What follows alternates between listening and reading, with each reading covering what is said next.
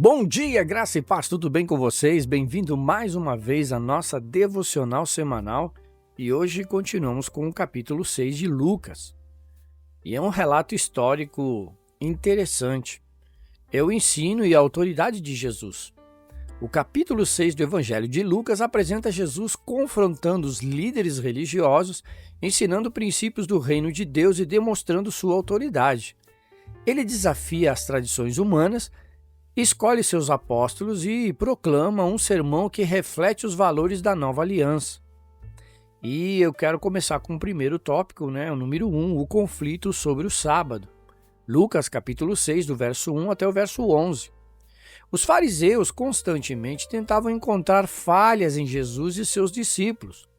Neste trecho, 2 episódios mostram como eles distorciam a lei para aprisionar as pessoas em regras rígidas. Os discípulos colhem espigas. Em Lucas capítulo 6, versos 1 até o 5, os discípulos estavam com fome e passaram por um campo, colhendo espigas e esfregando-as nas mãos para comer. Os fariseus, vendo isso, os acusavam de violar o sábado. Jesus respondeu mencionando Davi, que comeu os pães da propiciação no templo, lá em 1 Samuel, capítulo 21 e verso 6. Algo permitido apenas aos sacerdotes. Ele concluiu com uma afirmação poderosa: o Filho do Homem é Senhor do sábado. Lucas capítulo 6, verso 5. Com isso, Jesus mostrou que ele tinha autoridade sobre a lei e que o sábado foi feito para o bem do homem, não para oprimi-lo. Também depois, continuando, nós temos a cura do homem da mão ressequida. Lucas capítulo 6, do verso 6 ao 11. Em outro sábado, Jesus entrou na sinagoga e viu um homem com a mão atrofiada. Os fariseus observavam para ver se ele curaria no sábado, tentando acusá-lo. Jesus, sabendo das intenções deles, fez uma pergunta: é lícito no sábado fazer o bem ou fazer o mal? Salvar a vida ou tirá-la? Lucas capítulo 6, verso 9. Sem esperar resposta, ele mandou o homem estender a mão e a curou. Os fariseus, furiosos, começaram a planejar como poderiam destruir Jesus. Isso é terrível, Mas enfim, infelizmente tem esse tipo de pessoas nos dias de hoje. Mas vamos continuar no raciocínio, tá bom? A escolha dos 12 apóstolos já acontece no capítulo 6, a partir do verso 12 ao 16. Antes de tomar uma decisão tão importante, Jesus passou a noite inteira em oração. Pela manhã, escolheu os 12 homens que seriam seus discípulos. E os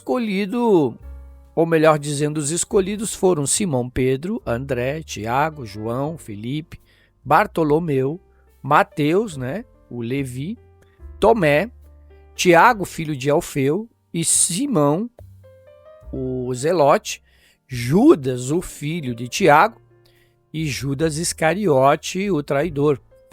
Essa escolha demonstra que Jesus não selecionou os mais capacitados, mas capacitou os escolhidos para a sua missão. Número 3, o sermão da planície, Lucas capítulo 6, verso 17 ao 49. Similar ao sermão do monte em Mateus, essa pregação apresenta os valores do reino de Deus e contrasta a justiça divina com a mentalidade humana. E começa as bem-aventuranças e ai de vós, Lucas capítulo 6, verso 20 ao verso 26. Jesus começou abençoando aqueles que, segundo o mundo, são desprezíveis, os pobres, pois herdarão o reino. Os que choram, pois serão consolados. Os famintos, pois serão saciados. Os perseguidos, pois terão grande recompensa no céu.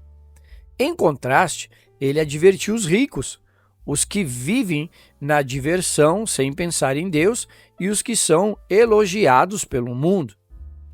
Depois nós temos a passagem do amor aos inimigos. Lucas capítulo 6, verso 27 ao 36, Jesus ensinou algo revolucionário.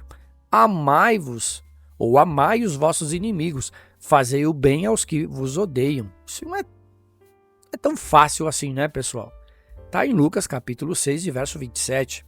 Ele nos chama a amar sem esperar nada em troca, refletindo o caráter de Deus, que é misericordioso até para com os ingratos. Não julgar também foi dito nesse capítulo. A partir do versículo 37 ao 42, ele também advertiu contra o julgamento hipócrita, né?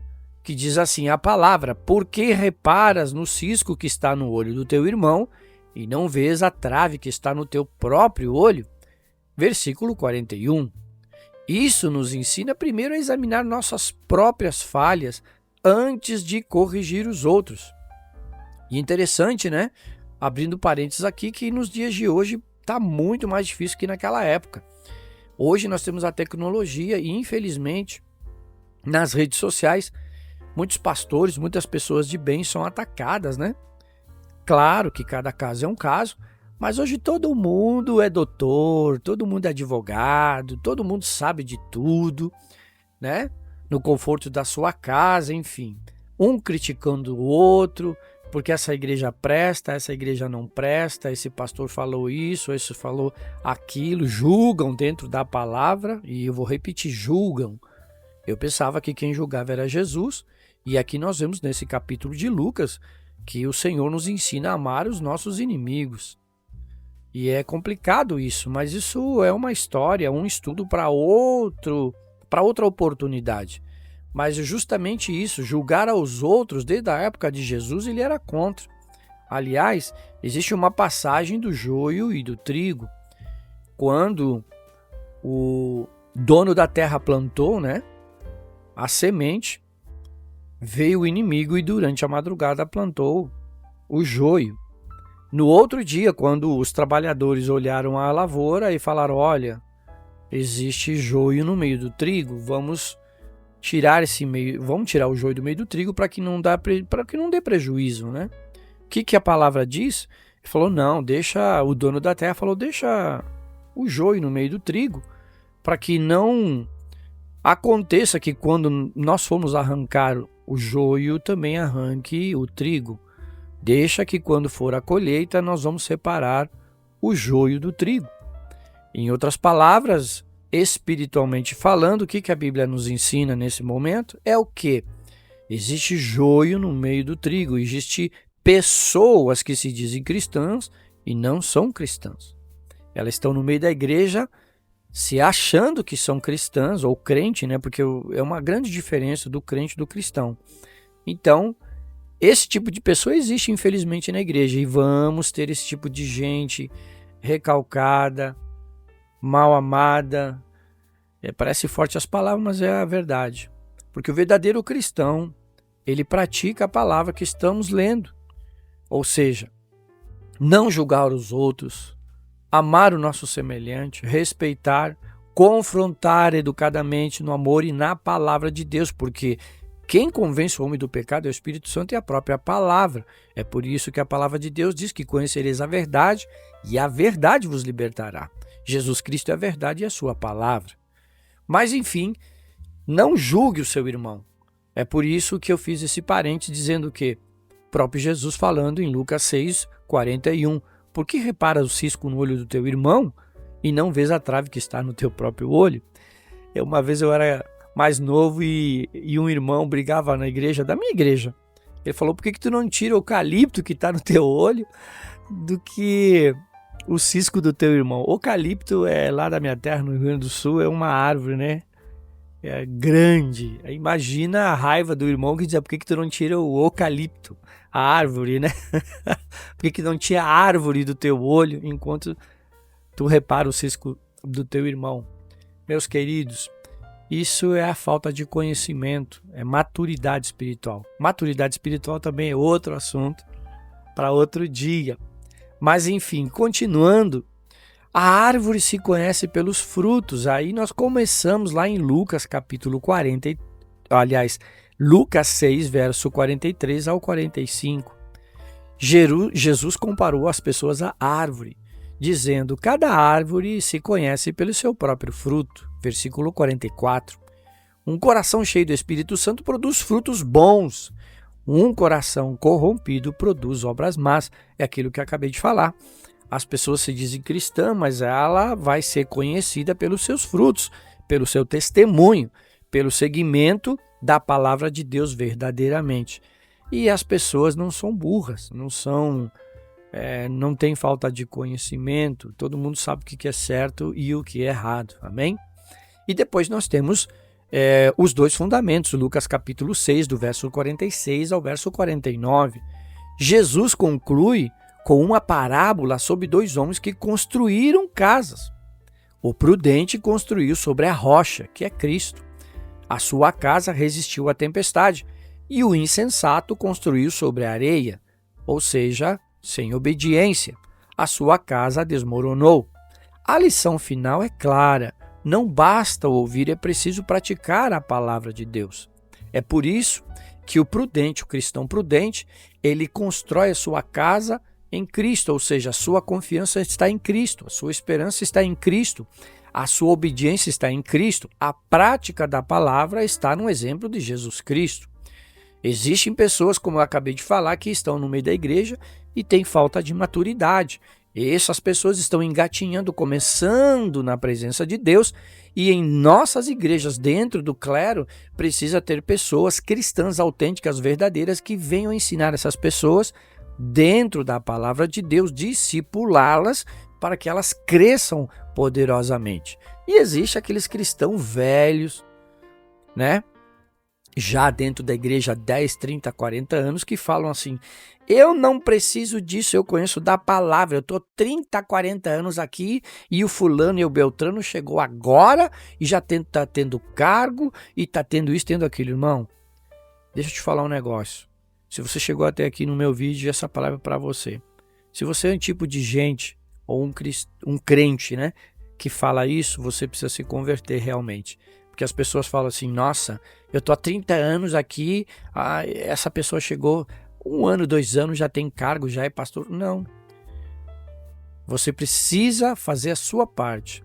Porque os anos dentro da igreja não quer dizer nada, não vai te levar ao céu. O que te leva para o céu é a prática e a obediência da palavra e os teus frutos, amém? Talvez uma pessoa chegou agora, está sendo bem discipulada, tem fé para romper e vai romper, porque quem conhece o coração e quem abençoa e tem compromisso com essa pessoa é Deus. Não é o tempo de igreja que vai nos salvar. Mas vamos lá, esse é um assunto para outro dia. E a conclusão que podemos chegar que em Lucas 6, que nós aprendemos o quê? Primeiro, Jesus é o Senhor sobre o sábado e sobre a lei, ou seja, Jesus é sobre tudo. Amém? Segundo, o reino de Deus tem valores opostos ao mundo. Terceiro, nós vimos o verdadeiro discípulo ama, perdoa e vive em obediência a Cristo. Jesus não chamou os mais santos ou sábios, mas aqueles dispostos a segui-lo. E a pergunta é: estamos construindo nossas vidas sobre a rocha? Praticando sua palavra? Se você quiser, responda aqui a sua opinião aqui nos comentários do vídeo. Amém? Que possamos viver os princípios do reino, sendo árvore que dá bons frutos e casas firmadas na rocha que é Jesus Cristo. E eu encerro antes de orar com esse conselho: seja uma árvore frutífera e que a sua casa esteja firmada na rocha que é Jesus Cristo. Amém? Vamos orar? Senhor Jesus, na tua presença queremos te agradecer por este dia, por esta manhã e pela tua palavra que jamais volta vazia. Deus querido, o Senhor que esquadrinha o coração do homem, que conhece os nossos pensamentos, aleluia, nós declaramos que o Senhor é o nosso Deus, nós nos arrependemos e pedimos perdão dos nossos pecados, para que o Senhor, através do teu Espírito Santo, possa limpar o nosso coração, possa tirar da nossa vida tudo aquilo que não presta, que não te agrada. Nós colocamos nas tuas mãos, porque a tua palavra diz lançando sobre ele toda a vossa ansiedade, porque ele tem cuidado de vós. A ansiedade nos traz prejuízo, nos traz nervosismo, estresse.